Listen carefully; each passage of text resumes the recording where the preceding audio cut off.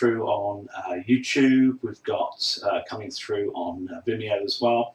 So all is in order. So that's all good news all around. So quick little check down there to see if there's any messages, any words coming down, any phrases coming in at all from anybody on the line as we speak. So that's all good news. Let's just have a quick check there. Make sure all is okay there as well. All okay there and all okay there. All good. So yeah, we're cracking on with our live stream today. As always, if you've got any questions that you want to ask, please do. You've got the ability to ask your questions through YouTube. You can ask through Vimeo if you want to, or on our website, or via email if you want to as well. It's perfectly okay. Okay, good timings, August. A little bit quiet in the marketplace. Good time for you to gen up with your CPD and your self-development as well. So these things all help to oil the wheels of your sector and your knowledge, isn't it? So a couple of things for you today, already pre-planned, and we'll get straight down to our first video clip. Yeah, hi, welcome. Let's take a look at, well, it's football season starting. If you're a Premiership football fan, you may not be Premier, not be Championship, it's fine. Then you'll be aware of all the big players coming in and all the new guys and girls coming into the teams. And I was reading up about Gary Lineker the other day. Now, Gary Lineker, by the way, the subject we're talking about here is pensions credit. So let's put our little title up there for you, pensions credit, which is something that affects equity release, but also general mortgage advice as well. You need to be aware of that. Now, I'll talk about Gary Lineker. Gary Lineker was a great footballer in his time, but many of you watching this may only remember him or recall him for his match of the day antics, you know, appearing with his underpants on and stuff like that. But he was a great player back in the 80s.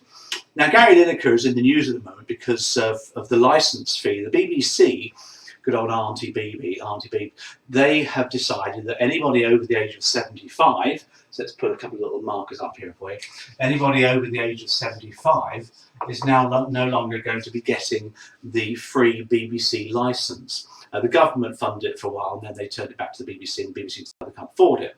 So, you know, they're in the rights in a way, because there's an awful lot of over 75s who are very, very rich, and that's fine. But there's also quite a lot not, because there's 3.7 million people, apparently, over the age of 75, who are going to be affected by this licence fee. So they'll not be able to watch Gary Lineker. How terrible is that? However, the rule is, though, that if you're entitled to pensions credit, there you go, and they reckon that, sorry, these numbers come from 1.5 million people are entitled to pensions credit over the age of 75, then you will still get your free BBC licence. And that's the whole point, you see, because pensions credit is kind of like a welfare benefit. It's not means tested as such. It's given to people who, or not national insurance means tested, it's given to people that need it because their income is low.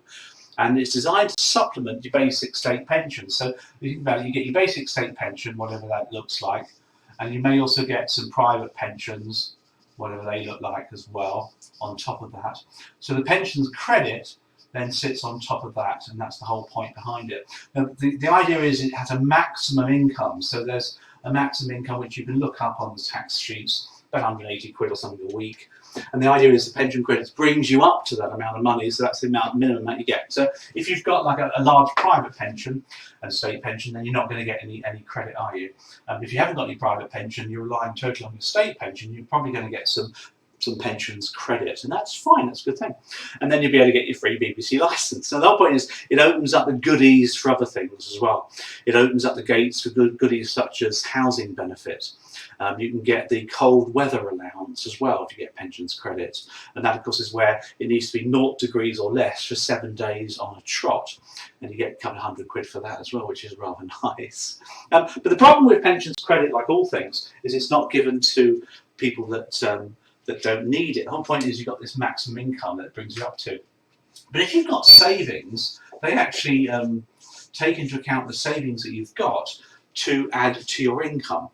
So, for example, what they do is they take the first £10,000 of your savings is ignored. So you can have 10 grand in the bank, that's ignored. But then for the next amount of savings you've got, for every £500 you've got, they effectively add £1, there you go, to your income. So if you think about it, if your income, say for example, is sort of £100 from basic state pension, only, or whatever it is, you get a smaller state pension, then you're entitled to quite a lot of pensions credit, as you can see, to take you up to the minimum amount. But if you've got a load of savings, then for every 500 quid you've got, £1 is added to your income. So it won't be long before these pounds start to accumulate. Before you know it, you haven't got any pensions credit coming your way. So be careful with equity release, that's the point. Equity releases a lump sum of money from somebody's house, tax-free, and that lumper is then used for anything you want, and it can be used to buy stuff like holidays and maintain property, whatever you want. But some people put it in the bank because they do. If they put it in the bank, it's going to earn interest. And interest, of course, is defined as savings. So you could actually, oddly enough, give the client a great piece of advice by giving them some equity release, but you actually get rid of their pensions credit by having savings. So you've just got to be aware of that. Obviously with mortgage advice, not so much really affecting you. If you're going to give some later life mortgage advice, maybe a retirement interest only mortgage, you need to look at that as well. Maybe there's an issue behind that, so you need to be aware of pensions credit. And Gary Lineker and the BBC licence? Well, Gary, the problem with Gary is he's on a salary of £1.75 million. That's almost 2 million quid, plus all the other bits he gets for promoting underpants, whatever he does.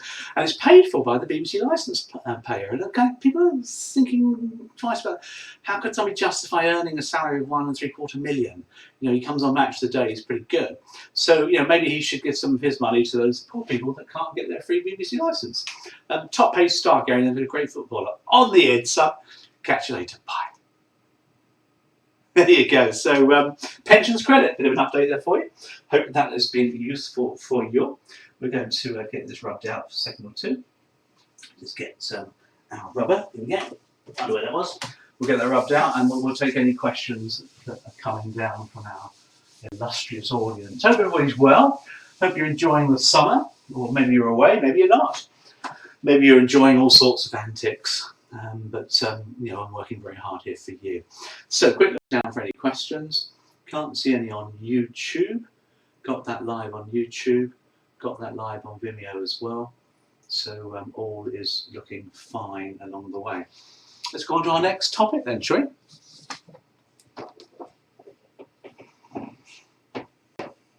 Yeah, hi, welcome. Let's take a look at the topic of general insurance. I've given this a nice title of GI Made Simple. There, GI Made Simple. Do you like that title, do you? We're looking at general insurance for mortgage advisors, really equity release advisors. What do you need to know about general insurance? Well, first of all, what is general insurance? Well, if you think about general insurance, you think car insurance. You need to think home insurance. The thing about general insurance is it's not life. It's renewed annually. That's the whole point about general insurance. And it covers all sorts of different risks. Now, few mortgage advisors really worry themselves about GI, and that's a shame in a way, because general insurance can pay good money, but also it's good advice for clients because they do need general insurance. I like to shop at places like Lidl or Aldi. I enjoy those supermarkets. They're great places. And what they do, of course, is they have very few lines, products for sale, but they sell a lot of them. And that's the whole point with general insurance. You may not earn a lot of money for each one, but you can sell a lot of them, and over time you're stacking them high and selling them cheap. So that's the idea behind general insurance. So what does it cover then? What kind of risks does general insurance cover? What are the risks then for general insurance? Well, there's three really. The first risk is loss of stuff. So you know, you could have your property, for example, could burn down. There you go. You could have a diamond ring. There you go, which you lose, and that could be insured as well. You could have you know, oil tankers steaming across the Gulf. There you go. And getting kidnapped or blown up by Iranian vessels or whatever it is. These are things that you can insure with general insurance under losses. That's the whole point. You can also insure negligence as well. Negligence is where you, as a professional, don't give right advice or give the wrong advice, and you could be sued for that if you're a solicitor, for example, or a surveyor, and you can have your negligence claim covered by the insurance. Now, for homeowners, we're talking about a property here. Now, the property, for example, might cause damage to somebody. You know, the famous one is a slate falls off the roof in a storm and hits the postman on the head. There you go, and he dies. You know, his husband or her husband decides to sue him for for negligence because you didn't fix your roof. So, you know, you're at fault for that one. So you've got to think about that. Structural engineers do these things, surveyors do this as well, it's negligence. But also, general insurance covers business risks as well. If you're in business, you can have sickness insurance for your employees being sick, for example. Pecuniary or pecuniary insurance, whereby if you owe money to somebody, you can insure that money to be paid. So if somebody owes you money, you can get insurance to get them to pay you. Business interruption insurance is another one as well. If you have flood, for example, we've had some floods here in the UK, and your business doesn't trade because of flood, then you can claim on that. So three covers really: loss and negligence, and business really comes down to insurance. So what I want to share with you now, while on the subject of general insurance, are four phrases or technical terms that come into general insurance that come into the exam, and you need to understand, of course, for mortgage purposes. Now, I'll put the four down here for you. The first one is indemnity. There you go. Indemnity. Now, indemnity is an insurance phrase, and it pretty much means that you get put back to the way you were before the claim occurred, or before the damage occurred. So, arguably, of course, if your house burns down in a fire, the insurance will cover you by clearing the place, rebuilding the property as it was. If your TV is stolen by some robbers, then the insurance company will give you a new TV. Sometimes they give you money, but sometimes they'll give you a new TV, because the whole idea of indemnity is that you get put back to where you were before you started. And that's pretty easy to straightforward to understand, isn't it? Another phrase for you might have come across is double insurance. Let's put this one over here for you. Double insurance. Now, double insurance, there's a famous film called Double Indemnity, it was called years ago now, 50s still. Double insurance is where you take out more than one policy on the same risk. Why would you do that? Well, probably because you made a mistake. But if you did have double insurance, the whole point is that the insurance company won't pay you twice. They'll contact the other insurance company, and they'll balance out the claim, so you get half from each one, maybe. For example, I have business buildings insurance and contents insurance for items of my business which I keep, but also if I take them away from home as well. But I also have home insurance, and effectively I've got two insurance policies covering similar items, although slightly different risks. Therefore, I need to cover myself accordingly. Now that's double insurance. I've got two policies. I moved house recently, and we had contents insurance on the rental, which we kept for a month, but we also took out new contents and buildings insurance on the house that we bought. Now these overlap by a month or so, so we had two policies effectively with Tesco Finest, very good insurance company. So again, double insurance, pretty straightforward that one as well, isn't it? Third one for you is what's known as average. Now we call it an average clause. Now, the average clause will affect buildings and contents insurance, which is probably the most important GI that you're going to sell to your clients. The whole point of average is that some people think that they don't need to cover themselves for as much money as people suggest to save themselves some money. So say, for example, we had a property which the surveyor went out when the valuation was done, and the surveyor comes out with what we call the reinstatement cost, if you remember rightly. That's the cost which the surveyor recommends is needed to rebuild the property, clear the site, etc., house you, and put the property back to the way it was. It's known as reinstatement cost. Nothing to do with valuation at all. Now, say for example, your client thinks £100,000 reinstatement cost is a bit pricey, doesn't agree with it, so he decides or she decides to cover themselves for only 50,000. So they take out a policy for 50 grand, say. No, they think they're okay. They happen to have a claim on it, and accidental damage to the roof maybe. Storm affects the roof, and the big sort of free view aerial collapses, crashes into the roof, and slates need replacing. It's not a big gaping gap there in the roof. So the cost of that, say, is going to be, say, £10,000. Is the cost of refitting the roof. What happens here is that the client thinks, well, I've got plenty of colour, so I'll just claim against it, get my money back. But the insurance company turns around and says, actually, no, hold on, pal. You've got you're underinsured here, so we're going to average out this one. That's what they call it. So we're actually only going to, because you've got half the amount of cover you should have, we're actually only going to pay you £5,000 because you're only going to get half of what you have asked for. That's average, so be careful of that one. If the client thinks they can underinsure themselves, just explain to them the problems with that as well. Last term for you, which I'm sure you've come across many, many times. I'll squeeze this one over here, is excess. Now, for any of you that got car insurance, you know that you have a claim, you have to pay the first sort of £500 or £100 or whatever.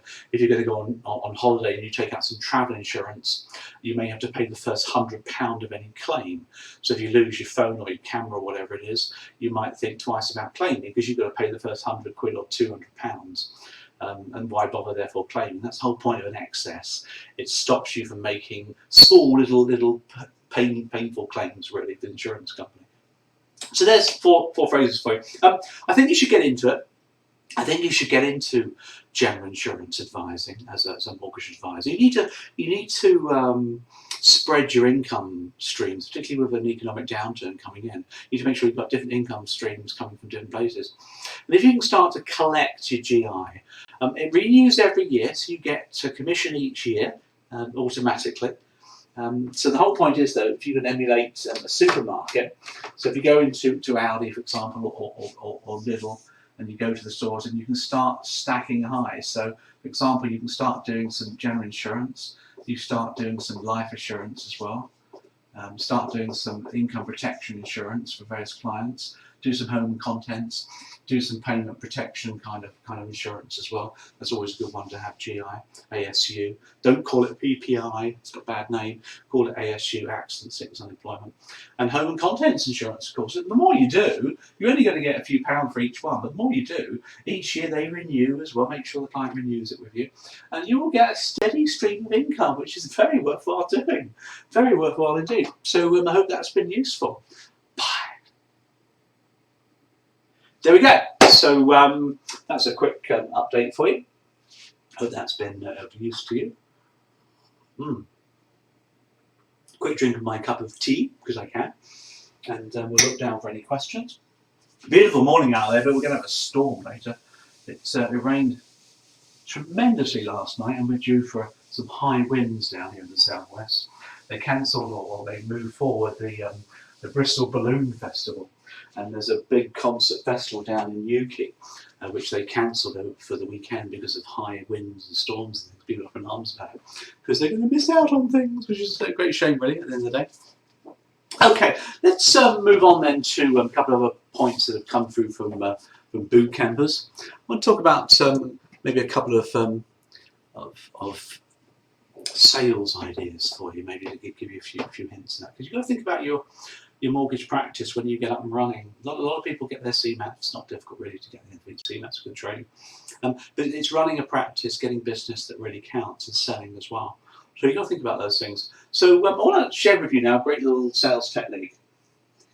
Yeah, let's just talk about a radio station broadcasting out of the west coast of America, WIIFM, broadcasting out of Los Angeles. It doesn't actually. WIIFM stands for What's in It for Me. And it's a guiding principle that you should always be thinking about when advising customers, selling things to customers. What's in it for me? A lot of people will really work on that. They'll really think about something when you're advising them. What's in it for me? What's in it for me?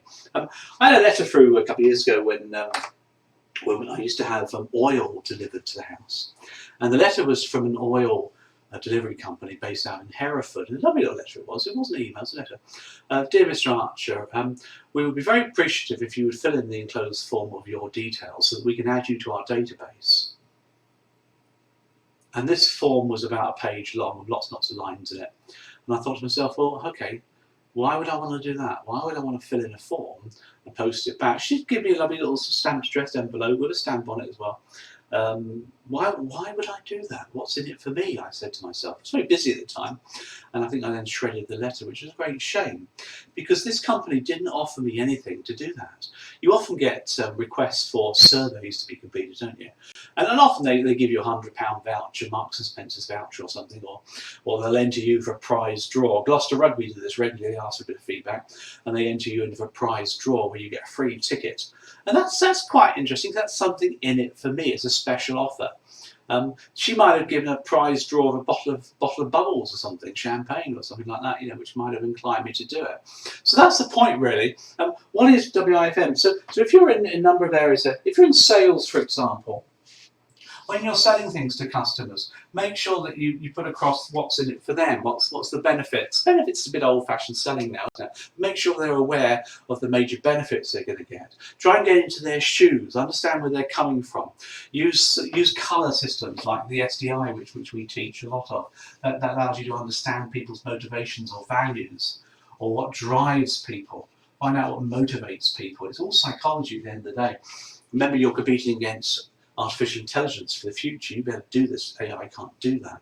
Find out what drives them, and then find out sort of what it is that they need to know to influence them, to persuade them, to influence them to buy your product as well. If you're in coaching, for example, find out what it is that people need, what's the drivers they have in order to achieve their objectives as well. If you're a younger generation, and I know we give these tags to Gen Ys, now called Gen Zs. I mean, I don't know why we do this, but we give them titles. They're just young people. Young people, particularly the Generation Ys, they reckon they've got WIIFM tattooed to their shoulders, which is probably a bit naughty to say that, but it's true. Find out exactly what it is they need before you start selling things to people as well. So where did the letter end then? I think I shredded it at the end of the day. There was nothing in it for me. There was no benefit whatsoever in filling in this form, purely to go on her database so that she could hold information about me. This is pre-GDPR, so I can't really imagine. I think I shredded it at the end. So remember, WIFM broadcasting out Los Angeles. It sounds rather good, doesn't it? Apologies to my American friends for my terrible accent. I hope that's been useful to you. Bye. There you go, little sales tip there for you to get you thinking about stuff as well. Give that a rub out as we check for messages. Check for any contact coming down. Coming through at all. Looking fine, looking fine. Okay, yeah, let's take a look at influencing people, shall we? Let's take a look at influencing people. Because when we're influencing people nowadays, we need to be really good at it, because we've got to compete against robots and artificial intelligence in the future, haven't we? And to do that, you've got to get really rock solid good at influencing people. And there's a ton of techniques and ideas that you can use to influence people. The one I want to share with you now is quite a simple one, but it will make a big difference to how you involve, how to get people to do what you want them to do, really, which is influencing, and they're getting to follow you. A couple of years back, we were driving down to Cornwall on our little holidays, on a little break of ours, and we decided to attach the sat-nav, because we've all got sat-navs now on the phone. I connected to it, and we were driving down. Then Shelley was in the passenger seat with me, and we were having a nice time. And the sat-nav took us there. It directed me off, and it took me journeys and did this, that, and the other, and got us to the venue fairly safely and efficiently as well. I know that because that's where I am. And we talk about this later on in the evening. We talk about previous journeys that we've had for the last 5, 10, 15 years. We both remembered when sat-nav took over for maps. Because back in the day, of course, people would have a map book. I don't know if you still got one in the car. The A to Z or whatever it was, or the AA guide. You can still buy them from garages for a couple of quid. And the whole idea of the map book was always ring bound, isn't it? So you could fold over. Because you had the person in the passenger seat would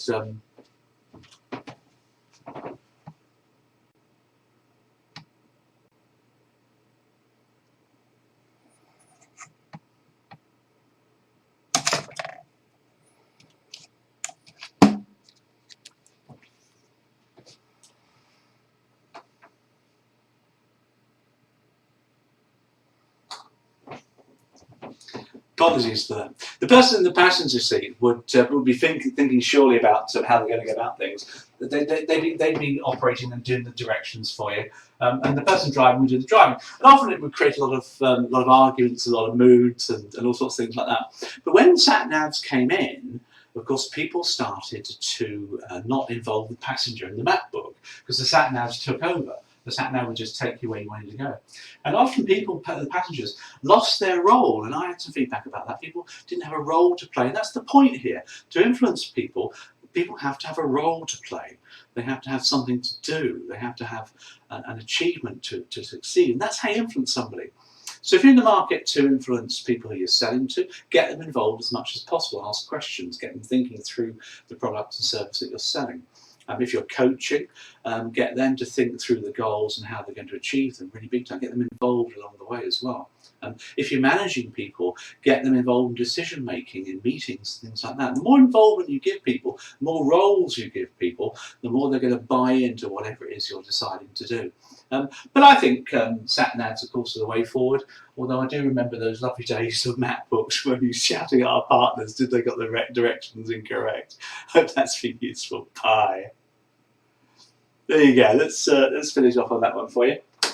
Little sales tip there for you at the end. So, quick look down for any questions. Can't see any more coming through. I've come to an end of my pre-prepared questions. As always, if you've got any questions you want to ask on Bootcamp, just send me an email or click on Contact Tutor, and I'll be happy to answer any questions with you. If it's a big question, I can always put it on the live stream for you to give you some information along the way. Great day now, just about to storm coming in this afternoon, so enjoy the rest of the sunshine, enjoy your weekend, and we'll catch you next week.